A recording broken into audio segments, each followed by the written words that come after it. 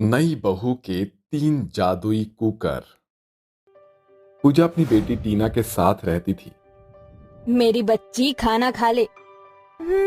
अभी नहीं मम्मी, मैं खा लूंगी। अभी मैं अपना फेवरेट शो देख रही हूँ। टीना घर का कोई काम नहीं करती थी। उसके पापा विदेश में काम किया करते थे, जिसकी वजह से उनके घर में पैसे की कोई कमी नहीं थी। पूजा टीना की सारी ख्वाहिशें एक कहने पर पूरी कर देती थी। लेकिन अब कुछ दिनों बाद उसकी शादी होने वाली थी। माँ, आपने आज तक मेरे लिए बहुत कुछ किया है। मैं आपके एहसानमंद हूँ। लेकिन क्या बात है, कल मेरी हल्दी है और कुछ दिनों बाद शादी। मैं अपने ससुराल में सब कुछ कैसे संभालूंगी? मुझे तो घर का कोई भी काम करना नहीं आता। तू फिक्र क्यों करती है? जब तक तेरी माँ जिंदा है तुझे फिक्र करने की कोई जरूरत नहीं है। तू बेफिक्र होकर सारी रस्में कर। तेरी शादी के दिन मैं तुझे एक कमाल का तोहफा देने वाली हूँ, जिसमें तेरी सारी चिंताएं छू मंतर हो जाएंगी। सच?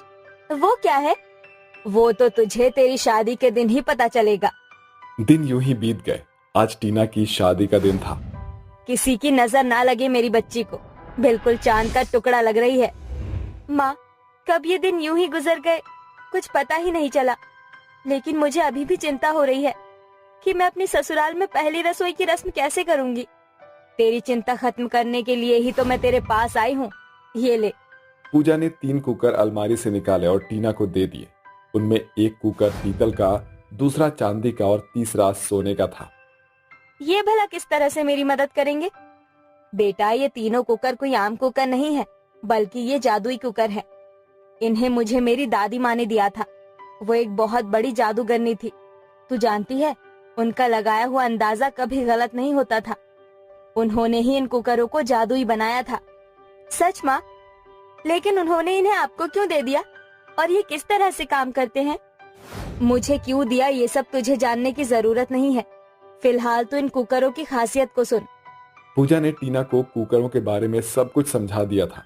मैं समझ गई माँ, आपका शुक्रिया। कुछ देर बाद टीना की शादी हो गई। फिर वो अपने ससुराल चली गई। अगली सुबह ससुराल में टीना की पहली रसोई थी। उसने कुकर किचन में रख दिए थे। अरे सुनो भाइयों, आज इस घर की बहू की पहली रसोई है। पूरे जी जान से मेहनत करना है। फिक्र क्यों करते हो? जब मैं हूँ साथ तो डरने की क्या है बात। अरे, लगता है कि कोई आ रहा है, शांत हो जाओ। किचन में टीना आई। चलो खाना बनाना शुरू करती हूँ। हे कुकर, बस तुम मेरा साथ मत छोड़ना। टीना ने पीतल का कुकर उठाया। ये कुकर जो भी मैं बोलूंगी वही बना देगा। तो ठीक है, जादुई कुकर, मेरे लिए जल्दी से शाही पनीर बनाओ। टीना के ऐसा बोलते ही कुकर में हलचल हुई और तभी कुकर ने एक सीटी मारी। कमाल है, ये तो बड़ा ही फ्लर्टी है। कैसे सीटी मार रहा है। अब जल्दी से इसे खोल कर देखती हूँ। टीना ने कुकर का ढक्कन खोला तो उसमें बहुत ही स्वादिष्ट शाही पनीर तैयार था। वाह वाह टीना, तेरे हाथ तो खजाना लग गया। अब जल्दी से सभी चीजें इसी तरह से बना लेती हूँ, नहीं तो मेरी सास मेरा भरता बना देगी। टीना ने सभी डिशेस पीतल के कुकर की मदद से बना लिए थे। सब कुछ बन गया, लेकिन अभी भी कुछ कमी सी लग रही है। क्योंकि ये मेरी पहली रसोई है, तो इससे मुझे भी कुछ बनाना चाहिए। याद आया, खाना बनाने में ये चांदी का कुकर मेरी मदद करेगा। टीना ने थोड़ी गाजर चांदी के कुकर में डाल दी और फिर वो बोली, मेरे जादुई कुकर, जल्दी से मेरे लिए बहुत ही स्वादिष्ट गाजर का हलवा बना दो। तभी अचानक कुकर की सीटी आई और खोलकर देखते ही उसमें बहुत ही स्वादिष्ट हलवा तैयार था। सारा काम कितनी जल्दी हो गया। आज तो सभी मुझसे बहुत खुश हो जाएंगे। टीना ने अपनी ससुराल वालों के सामने अपना बनाया हुआ खाना परोसा। वाह टीना, तुम्हें तो अपना YouTube चैनल बना लेना चाहिए। अरे, इतने अच्छे खाने की तो तस्वीर ही लाखों व्यूज ले जाएगी। सच में बहू, मैं नहीं जानती थी कि बड़े घरों की लड़कियां भी घर के काम इतने अच्छे से करना जानती है। तूने तो आज झंडे गाड़ दिए। थैंक्स माँ। अब तू जल्दी से जाकर तैयार हो जा, हमें मंदिर जाना है माँ दुर्गा के दर्शन करने। जी। टीना वापस किचन में गई और सोचने लगी। वैसे तो मेरे पास बिल्कुल नए कपड़े हैं, लेकिन मेरा इन्हें पहनने का मन नहीं है। मैं तो कुछ हीरोइन जैसा सिंपल और अच्छा कपड़ा पहनना चाहती हूँ। टीना ने अनजाने में सारी बातें अपने जादुई सोने के कुकर के सामने बोल दी। तभी कुकर ने सीटी मारी और जैसे ही टीना ने उसे खोला तो उसके अंदर बहुत ही सुंदर साड़ी और ज्वेलरी थी। अरे हाँ, मैं अपने इस कमाल के कुकर के बारे में तो भूल ही गई थी। तुम्हारा शुक्रिया कुकर। टीना वो सारा सामान लेकर पूजा के लिए चली गई। इसी तरह से दिन गुजर रहे थे। एक दिन टीना की सास आरती किचन में आकर अपने बेटे रोहन से कुछ बात करने लगती है। देख रोहन, अभी तो सब कुछ ठीक है ही, लेकिन नेहा की ससुराल वाले बहुत दहेज मांग रहे हैं। पैसे कहाँ से आएंगे? माँ, ये तो मैं भी जानता हूँ। क्या मैं टीना से कुछ दिनों के लिए कुछ पैसे उधार लेने की बात करूँ? नहीं बेटा, वो तेरी पत्नी है और आज तक उसने हमसे मांगा ही क्या है। ऐसे अच्छा नहीं लगता। तो फिर हम क्या करें? क्या हम नेहा का रिश्ता वहां से हटा दें? वो दोनों आपस में बात कर ही रहे थे कि तभी सोने के कुकर ने सीटी मारी। ये क्या, बिना गैस पर रखे ही कुकर सीटी मार रहा है? बड़ी अजीब बात है। आरती ने कुकर खोला। कुकर खोलते ही आरती के होश फाख्ता हो गए थे। उसमें नोटों की गड्डियां पड़ी हुई थी। हे भगवान, ये कैसा चमत्कार है। तभी टीना भी किचन में आ गई। माँ, रोहन जी आप यहाँ? अरे बहू। टीना, क्या तुमने अपने पैसों को इस कुकर में छिपाया था? हे भगवान, आज तो मैं फंस गई। अब समझ नहीं आता कि मैं हाँ कहूँ या ना। हाँ कहा तो भी मरूंगी और अगर ना कहा तो भी मरूंगी। अब मैं क्या करूँ? टीना के कुछ बोलने से पहले ही कुकर हवा में उड़ने लगी और बोलने लगी। मैं बताता हूँ।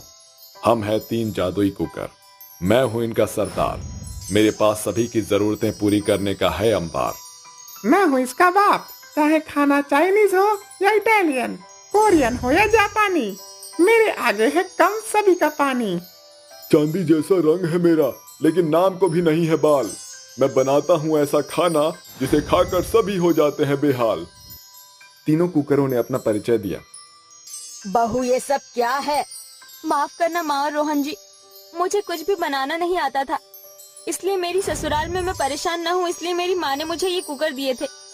आरती ने पहले टीना को घूर कर देखा और फिर मुस्कुराकर बोली, इसमें माफी मांगने जैसा कुछ भी नहीं है बहू। और अगर तुझे काम नहीं आते थे तो मुझे बोल देती, मैं भी तो तेरी माँ ही हूँ ना। हम भी इन कुकरों को ट्राई करें? बिल्कुल माँ जी। है जादुई कुकर, जल्दी से मेरे लिए स्वादिष्ट हलवा पूरी बनाओ। और मेरे लिए पास्ता। अभी लो, जब मैं हूँ साथ तो डरने की क्या है बात। पूरे परिवार ने खुशी खुशी जादुई कुकर से खाना बनाया और खाया। सभी के चेहरों पर हंसी देखकर टीना बहुत खुश हो गई और जादुई कुकर भी। नरेड़ापुर के छोटे से गांव में कलावती अपनी बेटी रूपाली के साथ रहती थी। कलावती एक विधवा औरत थी और एक आम के बगीचे में काम करके अपनी बेटी और अपना गुजारा कर रही थी। आज तो बहुत ही ज्यादा धूप हो रही है। इतनी धूप में काम करने में बहुत परेशानी हो रही है।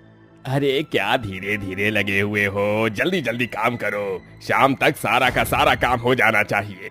मुंशी के ऐसा कहने के बाद कलावती जल्दी जल्दी काम करने लगती है। देखते ही देखते शाम हो जाती है। अरे शाम के 6 बज गए हैं। चलो बहन चलते हैं और अपनी आज की दिहाड़ी ले लेते हैं। हाँ बहन चलो चलते हैं। देखते ही देखते सभी मजदूरों की लाइन लग जाती है। एक के बाद एक आते जाओ और अपने पैसे लेते जाओ, चलो। सभी मजदूर अपने हिस्से के पैसे लेकर वहाँ से जाने लगते हैं। अरे सरोज, आज तो मंगल बाजार है, चलो वहाँ से सब्जी लेकर घर चलते हैं। हाँ बहन, मेरे घर पर भी सब्जी खत्म हो गई है, चलो चलते हैं।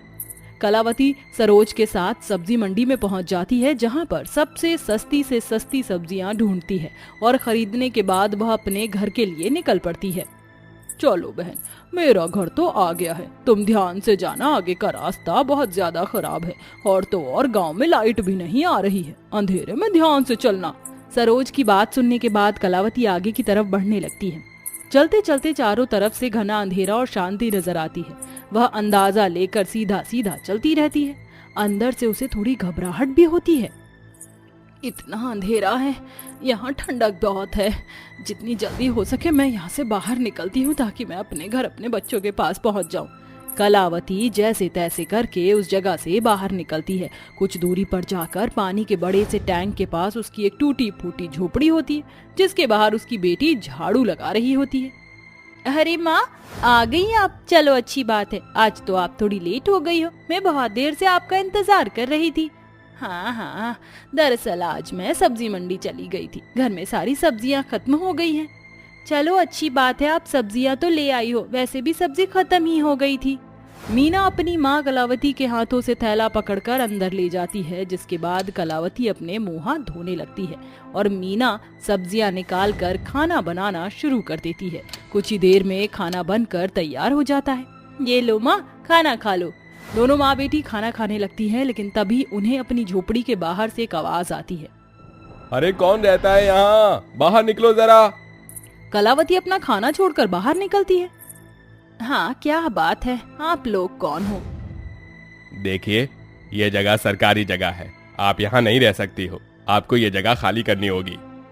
मैं यहाँ कई सालों से रह रही हूँ, आज तक यहाँ कोई नहीं आया और फिर मैं यहाँ से कहाँ जाऊंगी? मेरी बेटी और मेरा इस जगह के अलावा और कोई ठिकाना नहीं है। देखो, हम कंस्ट्रक्शन वाले हैं, हमें ये जगह खाली चाहिए ताकि हम यहाँ इस छोटे पानी के टैंक को बड़ा बना सके।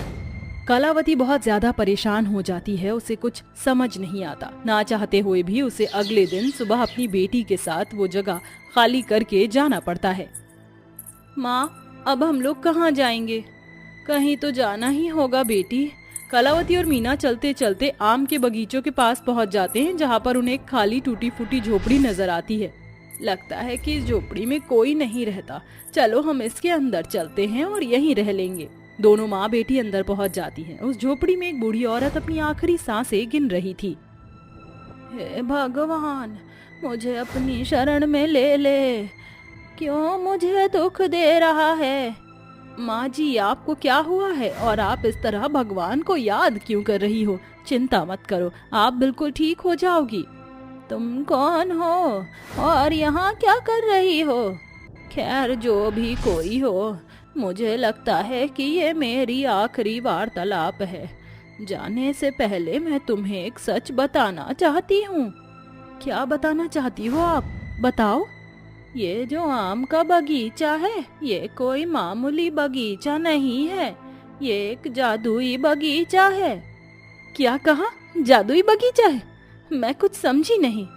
ये मेरा पुश्तैनी बगीचा है। इस बगीचे में सदाबहार आम लगे रहते हैं।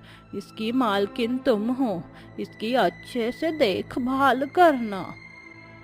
इतना कहने के बाद वैजयंती अपनी आखिरी सांस छोड़ देती है और भगवान को प्यारी हो जाती है, जिसके बाद कलावती उसका अंतिम संस्कार करती है। जिसके बाद कलावती आम के बगीचे में जाती है और बगीचे में लगे आमों को देखकर सोचती है, इतने सारे रसीले आम हैं यहाँ, लेकिन वो बूढ़ी औरत, उस बूढ़ी औरत का इस दुनिया में क्या कोई नहीं था?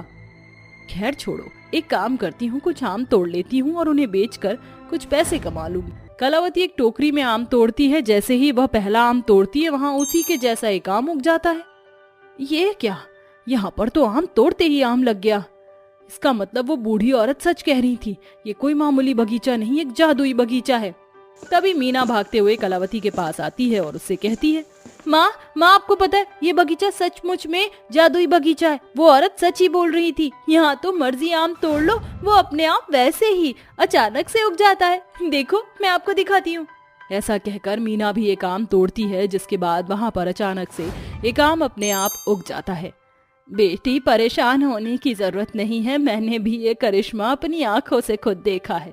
ये समझो, ऊपर वाला जब भी देता है छप्पर फाड़ कर ही देता है। लगता है हमारी किस्मत ही बदल गई।